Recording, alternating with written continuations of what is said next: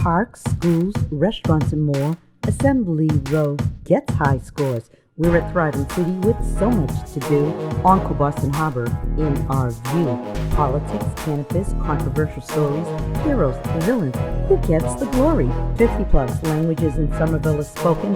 Sanctuary city, there are no free tokens. History in Somerville stays alive. In All-American City, we won 3 times. Somerville connects. Somerville connects. Welcome to another edition of Dead Air Live, the longest live-running TV show in America and audio podcast, Somerville Connects. Today, I am so thrilled to have Carlos Martinez, who is the opera man. Welcome, Carlos. Jojo, thank you very much for having me. I love the laugh before you began. It's fabulous. So, Carlos, who are you? I just met you for the first time. You came to my house. You delivered some audio tracks. And I want you to take us on a little journey. Who is Carlos Martinez? Take us from whatever part of your life you want to begin. Great. Well, I grew up in San Antonio, Texas, so I'm a Southern boy. And I started studying voice seriously when I was a junior in high school. I had a teacher who happened to be an accompanist at an Italian opera company, and she was on sabbatical and wanted to teach at a public school.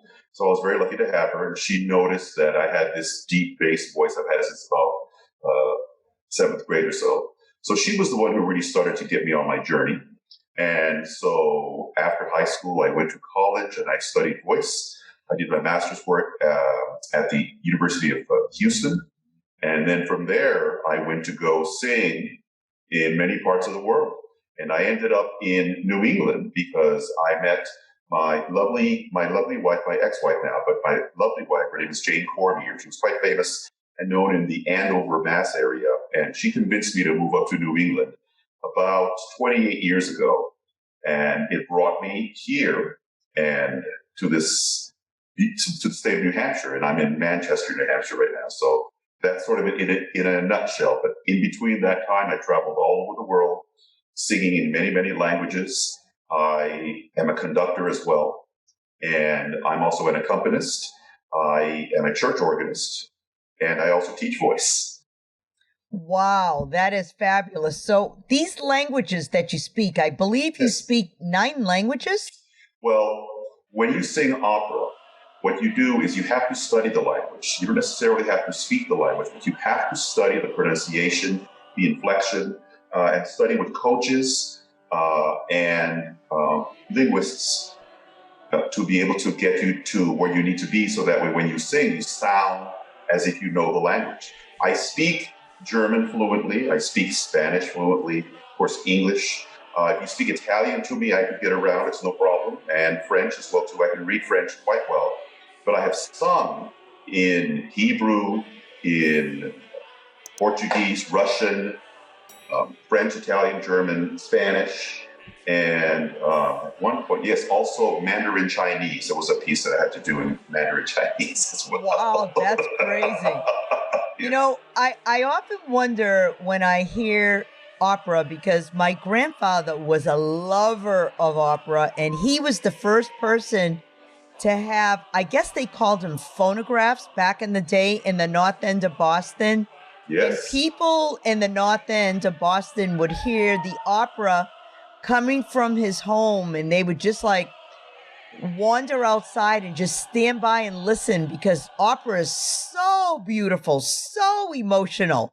So passionate, yes. Oh my goodness, it's so much drama. Maybe that's why I have so much drama, because my family has a lot of drama, probably because of the opera.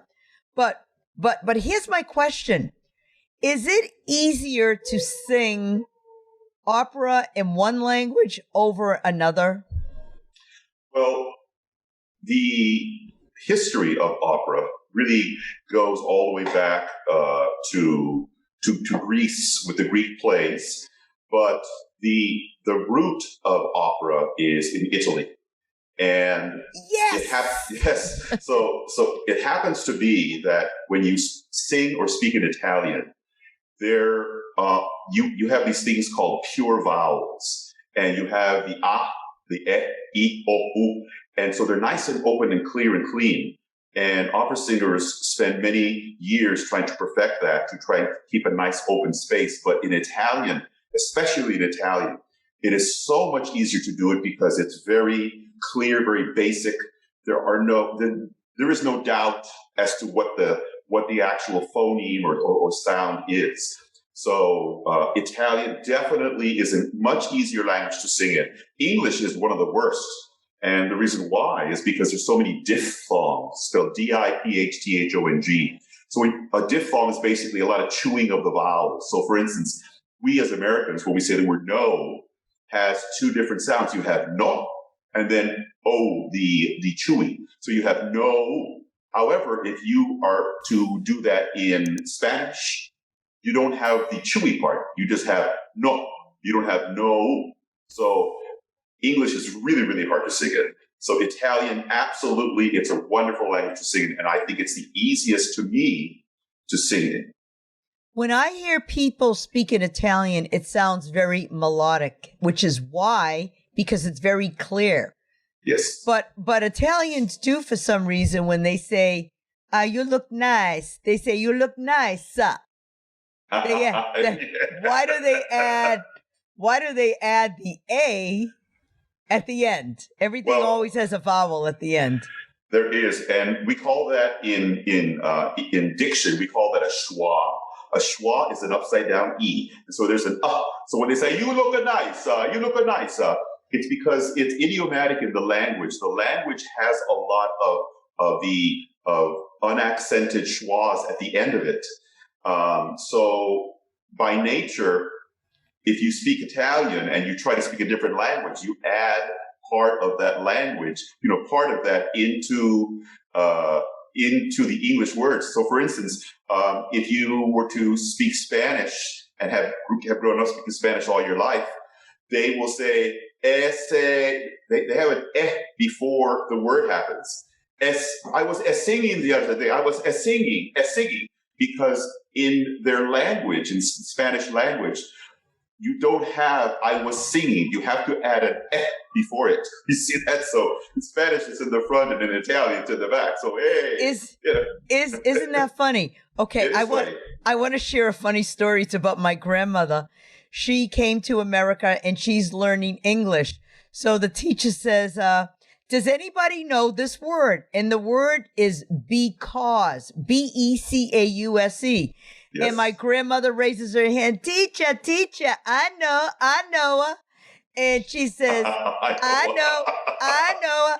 It's because. now, because in Italian is the bathroom. And because comes from the slang back house. Because when people went to the bathroom, they would say back house. Yeah. And so it's almost like, yeah, I know. Just giving you the whole translation there. Interesting. What's funny is that you've heard of the word gringo, right? Yes. Isn't that man for Mexican? A gringo is a white man. If you are Spanish and you say gringo, oh, that's a gringo. It's because he is considered white and not Mexican, right? Well, that word, funny enough, came from the color of the uniform that the American Army wore, and they called them green coats. Oh, and wow. So that's where the name comes from. So they go gringo. It comes from green coat. Oh, that's like the Bacauza. Absolutely. So isn't it fascinating how, sort of the history of words and how they begin? I love words. And I love numbers. So really? I'm fascinated. Yes. I do. Do you have a favorite number? I do. What is that? 222. And why is that? It is a spiritual number. It has a vibration. Ah, okay. Mm-hmm. I thought it meant because you're a ballet dancer, tutu. Okay. Oh no, I am not a ballet dancer. Oh my goodness, that's a funny thought. No, I am not. To be a ballet dancer, you have to be very flexible. I mean, they do things that are just, yeah, I'm not flexible, not like that. But so, do you enjoy singing or teaching? Because you're a vocal coach. I am, yes. Well, for the first part of my career, I did a lot of singing. Like I said, I traveled all over the world. And when you're on tour and you're singing, every hotel looks the same, even though you're going to the most beautiful places and singing on the most beautiful stages in the world. You want to have a home. You want a place to be able to, settle down and call home. And so I met my ex-wife, Jane Cormier, on a stage, as a matter of fact. She was Carlotta in Phantom of the Opera in the Vienna production. Wow. And I was singing in northern Germany, and we were both hired to sing for Des Moines Metro Opera. And there, they have an opera company there that does a tour, a 6-month tour, where they bring in younger, upcoming opera singers to tour for 6 months and do about 500 performances all over the state of Iowa. And that's where we met. And one of the first operas we did, I was the villain, she was the heroine. Things never changed.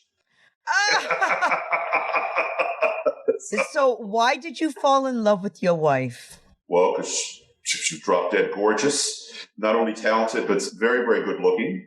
And what a mind on her. Absolutely brilliant mind. And as a matter of fact, when we fell in love and we got married rather quickly because we just love each other so much. She convinced me to move up to New England. Like I said, she was from Andover, Massachusetts. And so because of her, we began our own opera companies. She ended up being a stage director and I ended up being a conductor. And we're both voice teachers as well. And so to answer I'm answering your question sort of in a long way, but I enjoyed the singing when I did it. It got old because I got to travel all over, but I wanted a place to call home. Then I got to conduct and direct opera and teach lessons, and I so enjoy doing that now. But I've got the itch again to do it again, to go back out there. Really? Absolutely. Can you break out into a verse? Can you sing something for us? Sure. I can go, come se fricca la luna piena, lo mare ride, l'aria è serena, che faci te, della Bovia, Santa Lucia, Santa Lucia. Wow, that was beautiful. My singing and acting coach used to tell me that when someone's singing right, when their tongue is laying flat in their mouth. Yes. And your tongue wasn't flopping around. It was laying flat. Well, you know what? That particular piece, I think I messed up one of the lines. It is actually it is a Neapolitan song, and it is actually very old Italian. A lot of Italians don't even understand the language from Santa Lucia. So it's a very ancient piece, and I think one of the lines I messed up, but that's okay. You got the point. Yes. Okay. So when people have an accent, like the Beatles, they're English, and they sing. Yes. They don't have an accent. Why is that? You know what? Great question, because a lot of times it's hard to be able to tell when the accent is there or not. But you know what? Great question. I think because sometimes, for instance, if you're British, if you say the word all, you got to go all instead of all. It's all. And if you were to sing it, the mouth is more closed. And what we as people hear when we hear a singer and we say, oh, that's a great singer, is we hear open, pure vowels, very clear, open vowels. So if they were to go oh rather than all, it's much more open. See that? And right. so I think that's what they're doing is what we call it in singing is called to modify the vowel. So we change it so that way it becomes clear. And you know what? Really, they are really singing to an international audience. And so you want to make it as absolutely clean and clear as possible. I never thought about that. So it's the way you actually hold your mouth that determines the sound that comes out of you. But not only that, it also determines the style. For instance, if I were to sing a country western song, and say the word "say" in opera, it'd be "say," right? Say. But in country western, say, they go right to the E sound and they close up the mouth. So country western is a lot of closing, twangy, nasally kind of sounds. But typically, what you do is you want to have an open sound when you sing, because we're really singing vowels, and that's what people are listening to, are the vowels that we are singing. So you want to clear it up. So if somebody came to you and they said, I've always wanted to sing, and let's say they're in their 40s or 50s, could you teach them to sing? Is it possible if someone is an older person? I have a firm belief. Now, there are many voice teachers that say you either got it or you don't. I'm a firm believer that anyone can sing. When some people say, I can't carry a tune in the bucket, I'm not a great singer. Here's what I tell them. I tell them, you are singing, you're just not singing in the same key that we are in at the moment. Okay? So you have to teach these people, if they cannot sing well, you have to teach them how to be able to feel what a note is. Not just listen, but literally feel what the note is so they can understand how they're making that sound. And a lot of people don't want to take the time to do that. See, in my studio, I take the time to teach people how to sing. Now, those that can sing and have sung, it's easier, of course. But yes, I'm a firm believer that you can teach anyone to sing. You have to first identify where they are. Can they match pitch? Can they read music? And that's fine if they can. Did you know that Luciano Pavarotti used to have everything taught to him by rote? Meaning that he did not read music. Oh, really? One of the greatest tenors in our generation, in our history, whom I absolutely love and adore, did not read music. So he was taught by his coach verbatim, by rote, all the notes. So it's not necessary to be able to read the music, but at least to be able to hear how the pitches go, so that way you can start to figure out, if it's higher, try to hit it in the center, if it's lower. So yes, you can teach people how to sing, even though they feel they may not be able to. Someone like yourself, who's a seasoned opera man, do you still have to continue taking voice lessons? Up to a certain point, yes. I think when you're older and you've done it a lot and you're a voice teacher, I think it's good every now and then to get a checkup. As a matter of fact, my high school choir director, now I am turning 58 tomorrow, all right? Happy birthday. Thank you very much. My ex-choir director, her name is Dottie Randall. Now, for those of you that are listening and are in the opera circles, you have heard the name Dottie Randall before. And she is an accompanist coach who travels all over the world to play. She is still alive and living in San Antonio. And every once in a while when I go back there, I say, hey, Dottie, I need to check up on the voice. I need you to tell me where I am and where I need to be. And so she has me sing for 2.5 hours straight. And then she says, okay, now we're going to start to sing. So she really works me. And so I think every once in a while, yes, it's good to have a checkup. You don't necessarily need lessons, all the way through until you're older, but definitely for a foundational, for foundation, absolutely, you need to be able to have a teacher to be able to help and guide, help guide you. Even me, as I'm older, it takes me a long time now to warm up. It used to not take me so much time to do that, it still takes time to be able to get to where I need to be. Do you find it easier singing when the environment is humid? Because I know I do. I really love, it's easier for me to belt out a song when it's humid out. Is that the case with you? Jojo, that's a great question. And since we are, 80% water, I'm not sure the percentage, it's pretty high. whatever happens with the pressure, not the air pressure, but the barometric pressure. The humidity and all that has an effect on our voices. As a matter of fact, many singers, when it is wet and rainy and thick, clouds and it's dark and gray, many singers tend to sing flat. They sing under pitch. If this were the note, they're about here when they sing because it has an effect.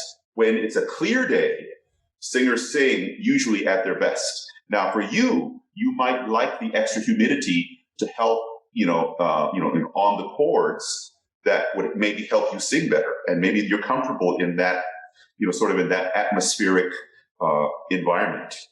Well, when I moved into my apartment, I asked the contractor to put in steam heat because he says, "Why would you want steam heat?" I says, "Because if I want to sing, it's just easier on my vocal cords." Yes. Many teachers actually run they boil water because it is actually it doesn't dry you out. Most singers nowadays have allergies and all this stuff. And so what they do is they take medicine like Sudafed and all these decongestants, right? Antihistamines, right? And the job of the antihistamine is to dry you out so that you're not dripping. And so that's a problem. So you have to hydrate, and having moist air definitely helps.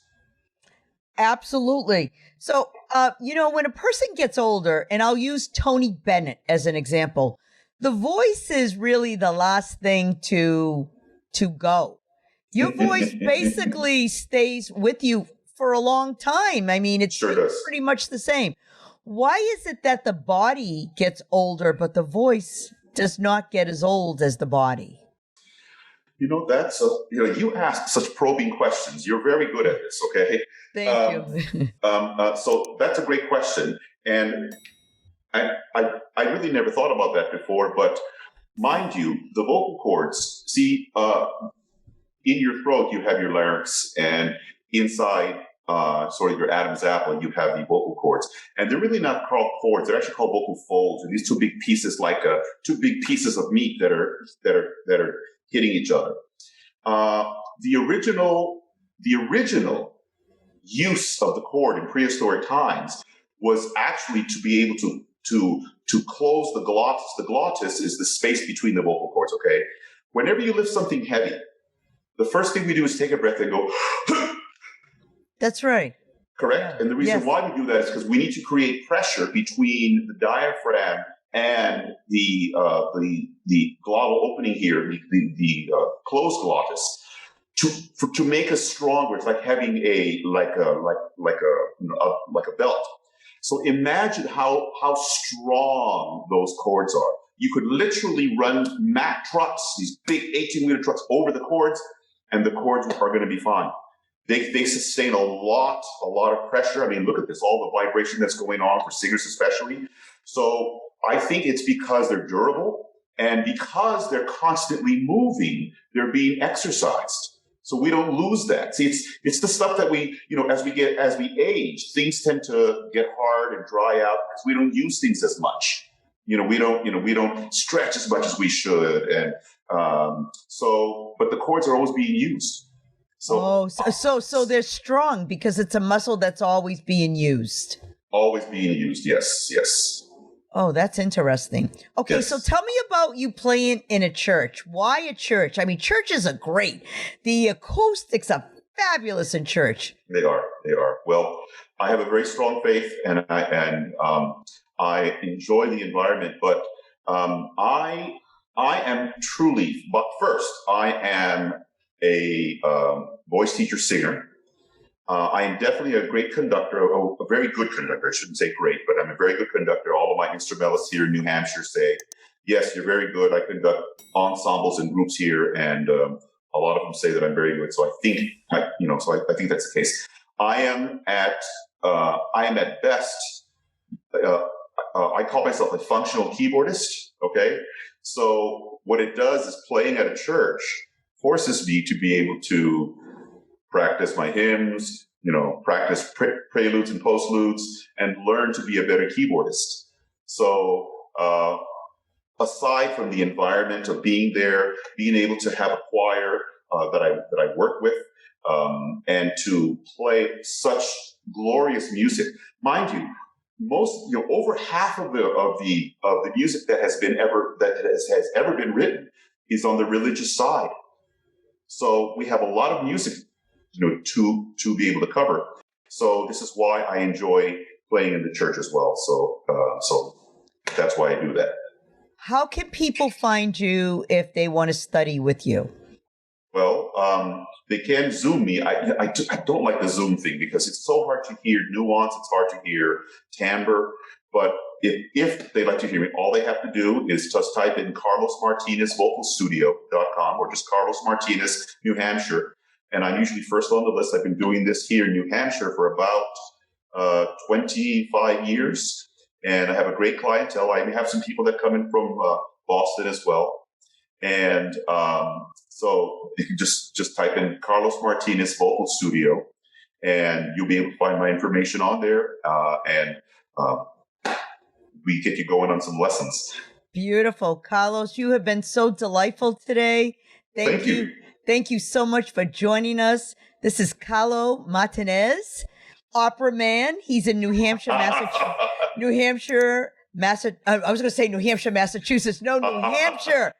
In the United States of America. Yes, I'm in Manchester. Yes, Manchester. Yes. Thank you, Carlos. And thank you for having me, Jojo. Thank you. And thank you, folks, for listening to another edition of Dead Air Live and Somerville Connects. Bye for now. Bye. Somerville Connects. Somerville Connects.